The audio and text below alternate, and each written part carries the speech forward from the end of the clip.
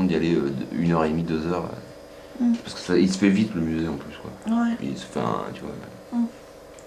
Vu que tu connais tout. Moi j'irais bien revoir le Kandinsky qui m'avait trop touché quoi. Ah. El Kandinsky. Eh mais t'as à Paris, t'es à Impression Tour Eiffel, numéro quoi. 5. Non, ça. Impression numéro 12. T'as la Tour Eiffel en France, trop beau.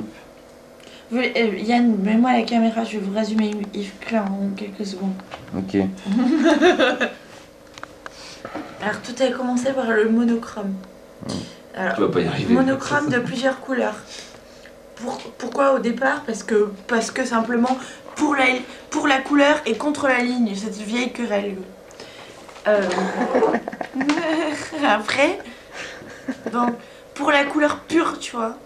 Et parce que juste de la couleur sans aucune forme, tu vois, ça amène le spectateur à s'imprégner, tu vois, de la couleur. Et la couleur étant une espèce de sensibilité pure, tu vois, on s'imprègne, tu vois, comme une éponge. D'ailleurs, plus tard, il détruira les éponges. Ensuite, on passe au monochrome bleu. Pourquoi le bleu? Mais pourquoi le bleu? Alors ça pourrait être un grand débat, mais non.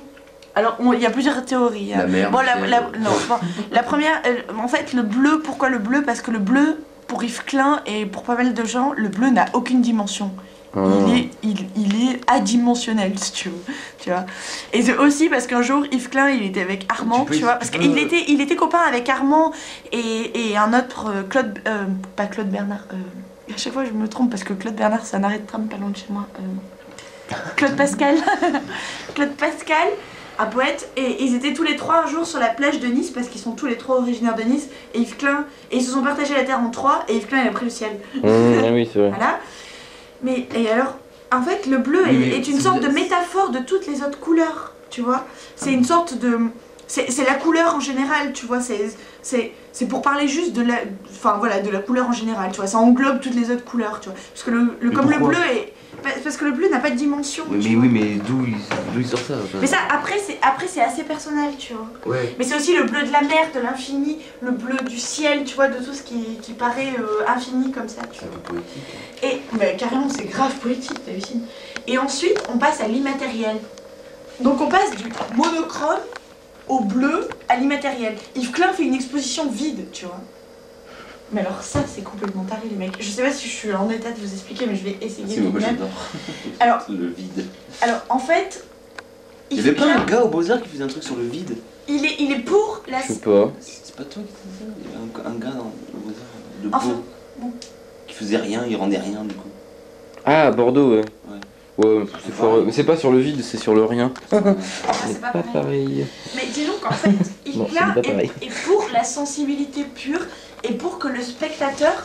En fait, dans ses premières expositions, il avait exposé un tableau jaune, un tableau rouge, un tableau bleu, tu vois.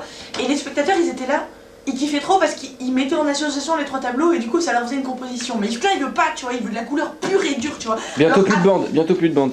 Alors après, il met que des tableaux bleus, comme ça, ils ont pas le temps de se faire de formation, tu vois.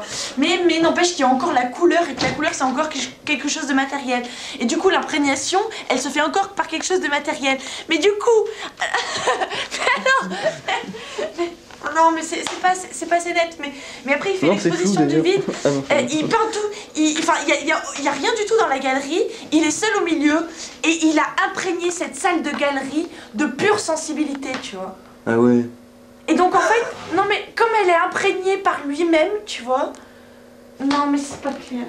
Mais si, c'est bien clair, il y a plus de bande. Ah oui, ça a marché quoi, les spectateurs ils l'ont... Enfin, disons qu'il y a quand même 2 spectateurs sur 3 qui sont venus à cette exposition du vide. Il y a eu plus de 1500 personnes qui sont venues et qui ont quand même ressenti un truc de fou. Et les gens ils ont acheté des parcelles d'immatériel, tu vois. Ils les ont achetées quoi. Ouais. Parce qu'ils ont été émus profondément, tu vois. Et ça c'est trop beau quoi, ils ont été émus. En plus c'est le symbole, c'est un symbole de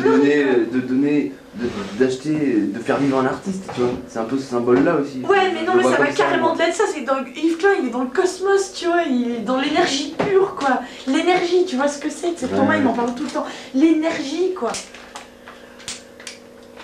Putain ce qui nous fait... Enfin... Il aime bien Thomas, Yves Klein. Attends, il connaît pas trop non. Attends, vite mon sac. J'ai une petite note que j'ai prise tout à l'heure dans le train. que tu auras cette bande? Je suis pas en fait si, j'ai 4 minutes. Oui. Ah oui, bah t'as toujours 4 minutes sur la fin. La sensibilité existe en dehors de nous. Et nous... Alors, la sensibilité... Attends, me filme pas de si près, j'ai Non, pas mais voir. c'était pour un petit essai. La sensibilité existe en dehors de nous. Mais elle nous appartient en même temps. Elle fait partie de nous, tu vois.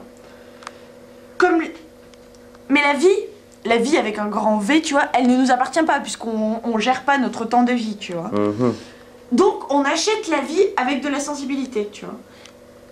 La vie à l'état... Moi, je comprends rien du tout, là. Donc, et l'imagination permet de faire bouger la sensibilité. Donc en fait, en gros, si tu veux acheter ta vie, il te faut de la sensibilité. Si tu veux acheter ta vie, Yann, il te faut de la sensibilité. Mais pour que la sensibilité, imagine que tu es dans le cosmos, tu vois. T'as la sensibilité, t'as la vie, tu vois. Mais la sensibilité, elle doit aller acheter la vie, tu vois. Et pour qu'elle bouge la sensibilité, eh ben, il faut de l'imagination, tu vois. C'est merveilleux, non? Donc l'imagination, c'est la voiture de la sensibilité. Et la sensibilité, comme elle est balèze, elle achète un peu de vie, tu vois. Mais de la vie pure, à l'état matière première, comme il dit, tu vois. Et c'est pour ça, et la couleur pure à l'état de matière première, la sensibilité à l'état de matière première, tu vois. Ah, c'est trop bien. J'ai pas tout compris. Mais non, mais parce que ça demain. Ouais, il faut vraiment que je mette les choses au clair dans ma tête aussi, parce que c'est vraiment... Mais j'aime bien comment t'expliques avec la voiture. Mais oui. Tu serais une bonne prof. Je sais que je serais une prof. Tu fais des petits... Imagine, tu vois. T'as une petite voiture et tout, tu vois. T'as assez de temps pour que je te raconte la guerre de Troie ou pas? 2 minutes. Ok, envoie le bois.